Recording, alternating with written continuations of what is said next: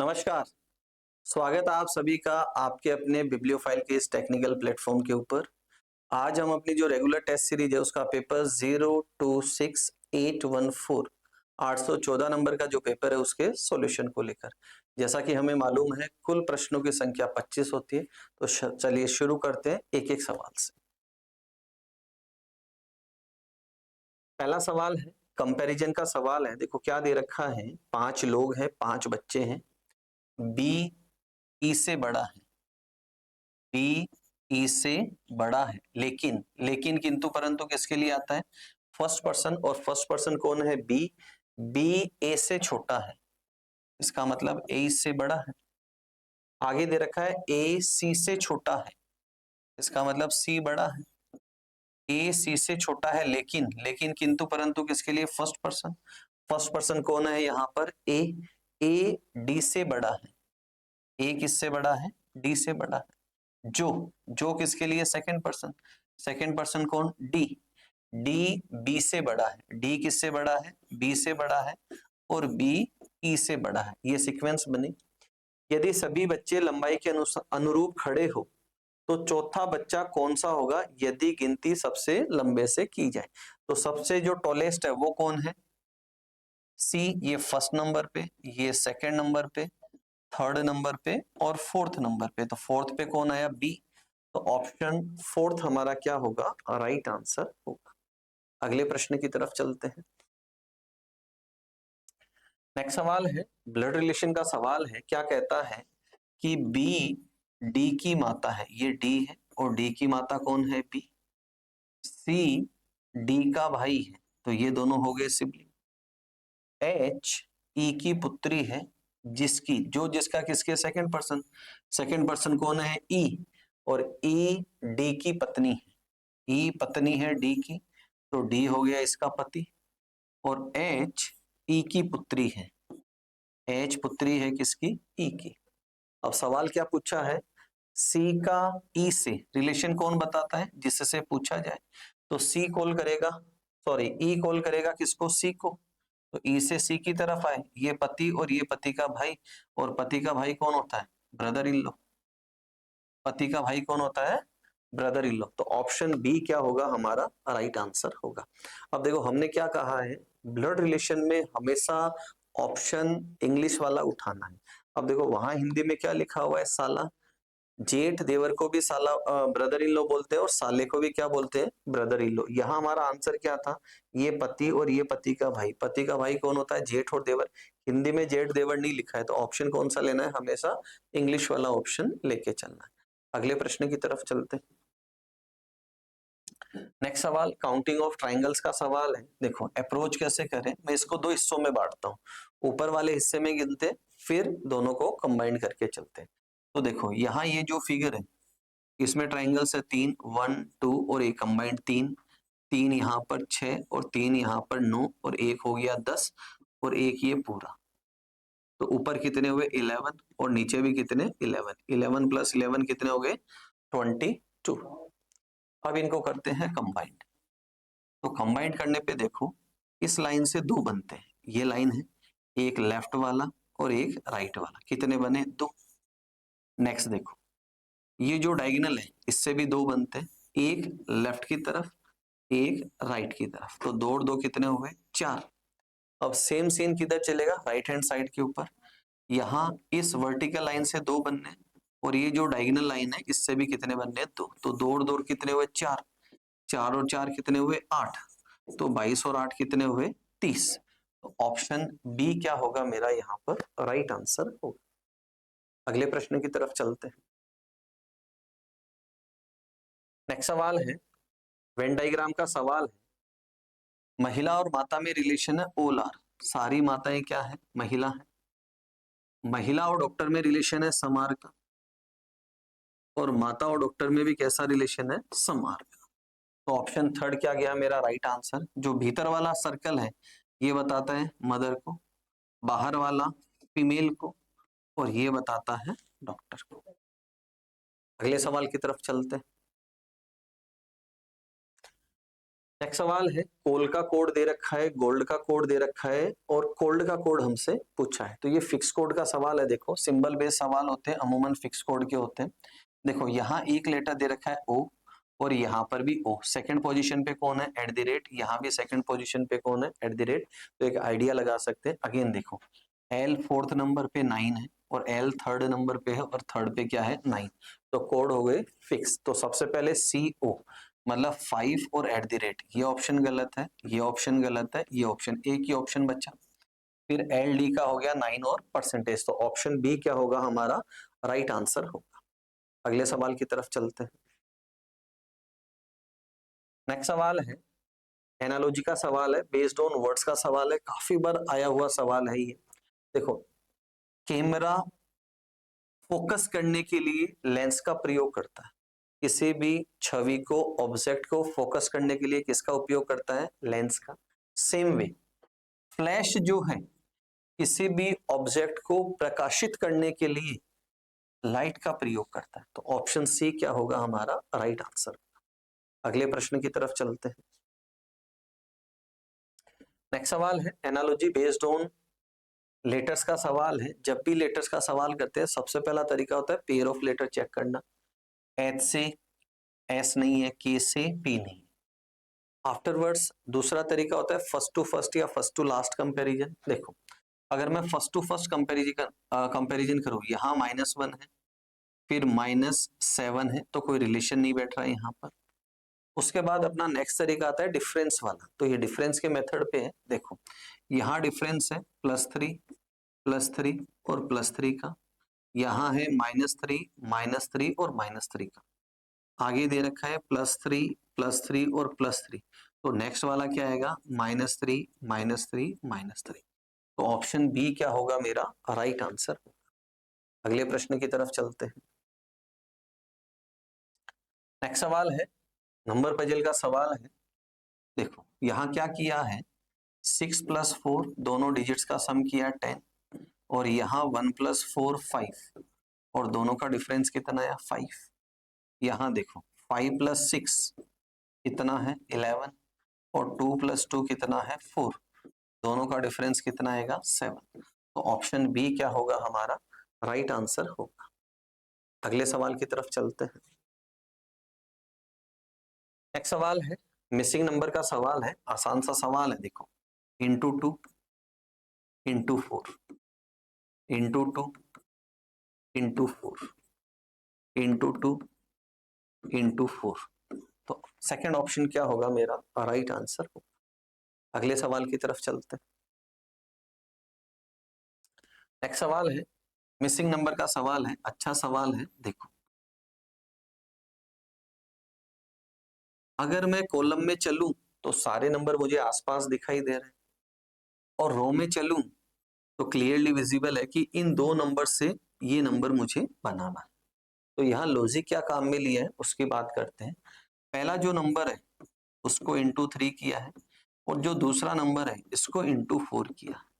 तो यहाँ वैल्यू कितना आई? 100। यहाँ वैल्यू कितना आई? तो दोनों का डिफरेंस कितना आया? 101। सेम वे सीधे सवाल पे आते हैं। 45 इंटू 3 -19 इंटू 4, ये आया 76। और यहाँ अगर मैं बात करूं तो 135।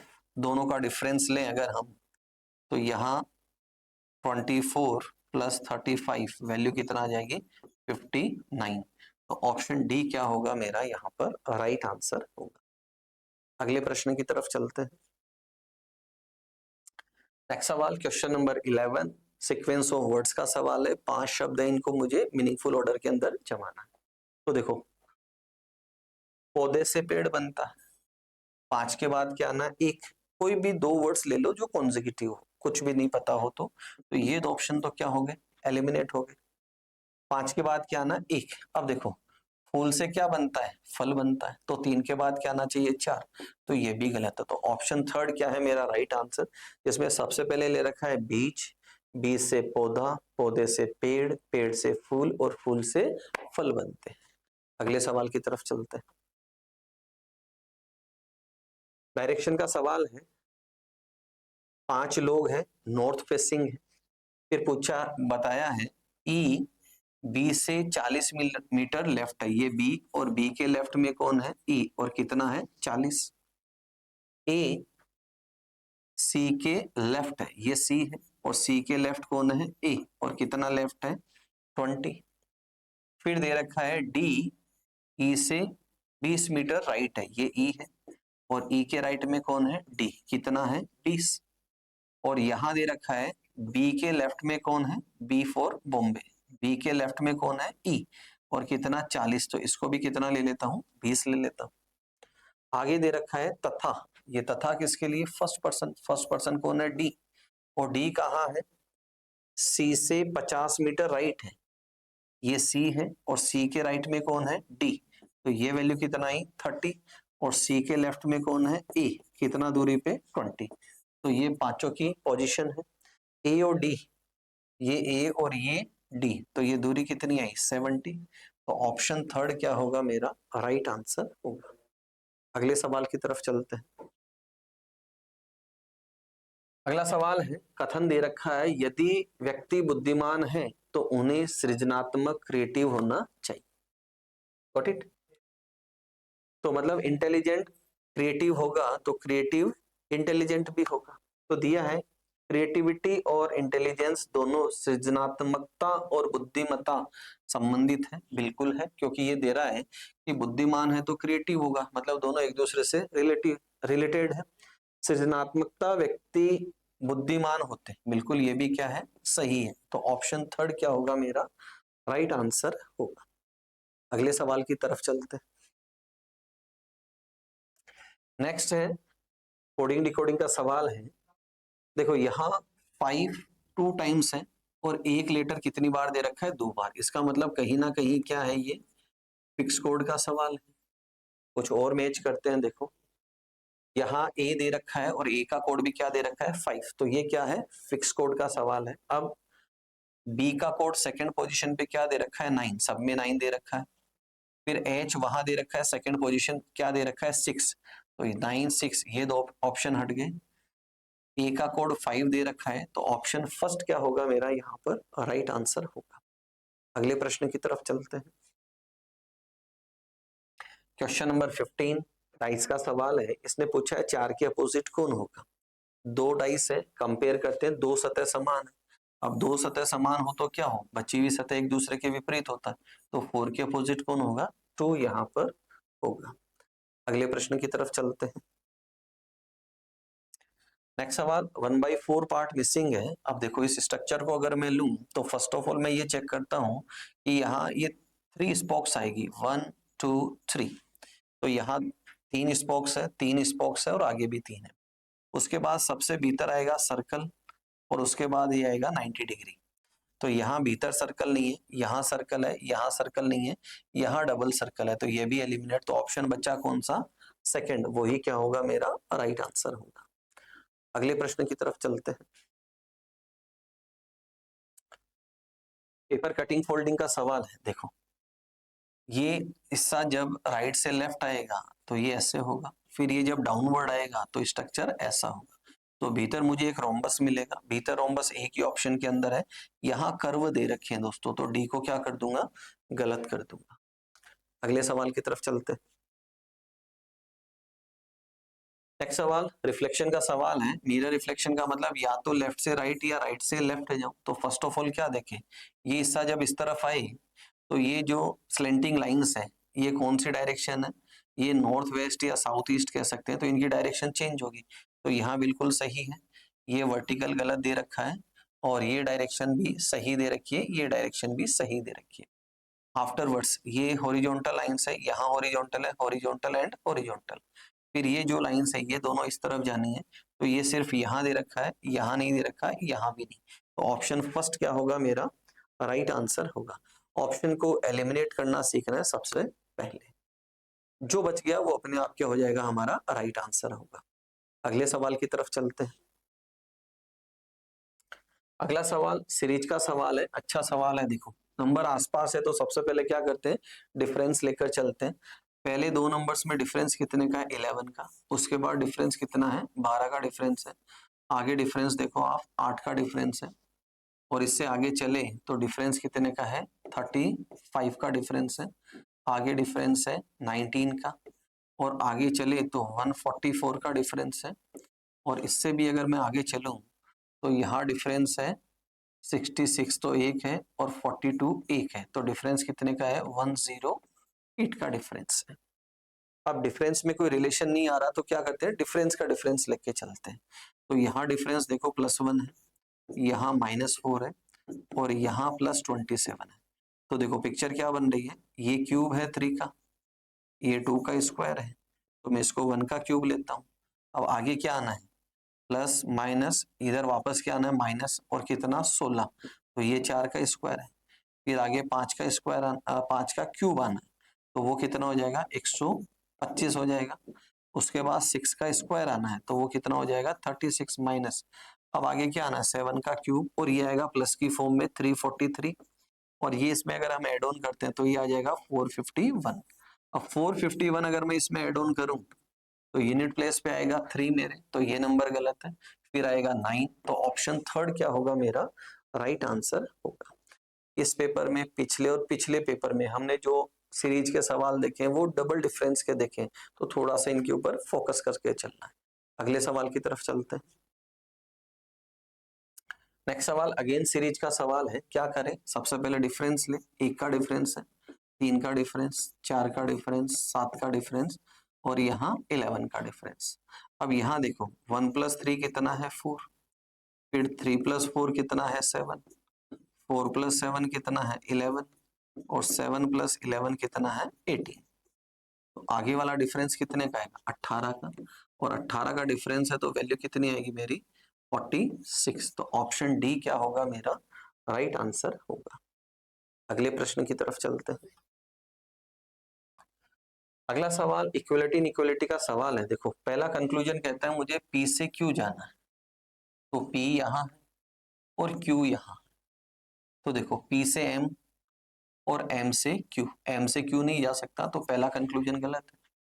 सेकंड बात कर रहा है मुझे कहां से कहां जाना है, Q से R जाना है, ये Q है और R भी है हमारे पास, तो देखो Q से कहां जाऊं M, फिर M से P, P से Z और Z से R, तो Q से P M जा सकता हूँ, यहाँ क्लियर है, बट M से P नहीं जा सकता, इसलिए ये भी क्या है यहाँ पर गलत, दोनों गलत है। तो ऑप्शन डी क्या होगा मेरा यहाँ पर राइट आंसर होगा। अगले सवाल की तरफ चलते हैं। क्वेश्चन नंबर 22 की तरफ कैलेंडर का सवाल है। तो सबसे पहले फॉर्मेट में हम लिखते हैं नंबर ऑफ डेज 5, जुलाई का कोड 0, सेंचुरी का कोड 6, वर्ष कितने 19, और लीफ वर्षों की संख्या 4। लीफ वर्षों की संख्या डिवाइडेड बाय 4 करके निकालते हैं। अब डिवाइडेड बाय क्या करना है 7 करना है, तो यहाँ देखो 11, 15, 15 में रिमाइंडर 1, यहाँ रिमाइंडर 5, 5 और 1 6, 6 कोड किसका होता है फ्राइडे शुक्रवार का होता है। अगले सवाल की तरफ चलते हैं। नेक्स्ट सवाल बोर्ड मास का सवाल है और हमसे पूछा है कि कौन सा क्रम सही होगा। समीकरण को क्या करना है संतुलित करना, मतलब राइट प्रूव करना है। 1 बाय 1 चलते हैं। देखो सबसे पहले क्या आ रहा है डिवीजन और उसके बाद क्या आ रहा है मल्टीप्लीकेशन, तो सबसे पहले इसी को सोल्व करना है, यहाँ डिवाइड करना और यहाँ क्या करना है मल्टीप्लाई मुझे करना है। तो देखो कितनी कितनी बार करें वो हम इस पे चेक करते हैं। तो 512 डिवाइडेड बाई 32 इंटू 9। तो देखो वैल्यू अगर मैं इसको मल्टीप्लाई करें तो 16 टाइम्स अगर मैं करूं तो 16 दूनी 32, कितना 3, 16 3 48 और 3 51, तो कितनी बार गया 16, और 16 गुणा 9 कितना होता है 144। तो ये वैल्यू तो कितनी आई 144, ये फिक्स है वैल्यू यहाँ पर। उसके बाद क्या करना है प्लस करना है, फिर बराबर, और यहाँ गुणा का माइनस, और फिर यहाँ गुणा का निशान। तो 144 + 100 कितना हुआ 244, उधर वाली वैल्यू आ नहीं रही, तो पहला ऑप्शन तो क्या है गलत। सेकंड पे चलते हैं। अगेन यहाँ क्या आया देखो डिवीजन मल्टीप्लिकेशन एडिशन, और एडिशन के बाद इक्वल सॉरी माइनस इक्वल और गुणा का निशान, इस वैल्यू को चेक करते हैं। ये कितना है 244, 244 में 6 निकले उधर, फिर भी 50 है, तो ये भी क्या हो जाएगा, सेकंड ऑप्शन भी गलत। थर्ड ऑप्शन की तरफ चलते हैं। थर्ड ऑप्शन देखो, थर्ड पे है माइनस, फिर है प्लस, फिर है इक्वल की वैल्यू, तो ये कितना है 144 और ये कितना है 100, तो 44 प्लस 6 किया कितना है 50, और राइट में भी कितना आया 50, तो ऑप्शन थर्ड क्या होगा हमारा राइट आंसर होगा। अगले सवाल की तरफ चलते हैं। Question number 24, second last question आज के पेपर का। देखो मुझे जाना है के से जी की तरफ, तो ये के है और यहाँ पर जी है, तो के से जाऊं वी की तरफ, वी से जाऊं पी की तरफ और पी से जाऊं जी की तरफ। बिल्कुल ए से जी की तरफ हम जा सकते हैं, और साथ में क्या चल रहा है इक्वल, तो यहाँ भी इक्वल है, यहाँ भी इक्वल है, यहाँ भी इक्वल, तो ऑप्शन फर्स्ट क्या होगा मेरा राइट आंसर होगा।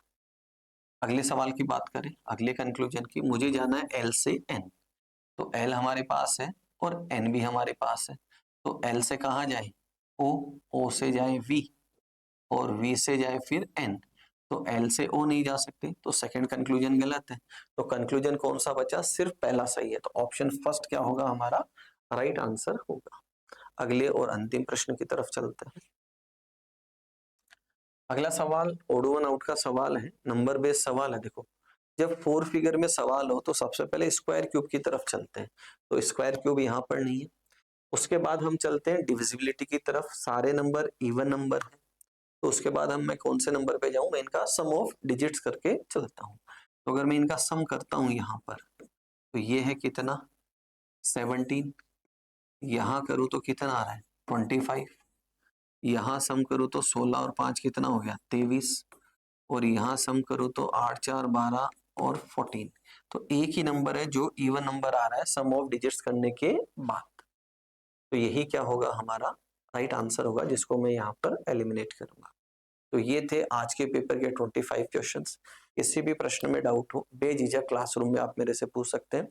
अगले वीडियो में फिर मिलेंगे नए 25 सवालों के साथ। तब तक अपना ध्यान रखें, मुस्कुराते रहें। जय हिंद।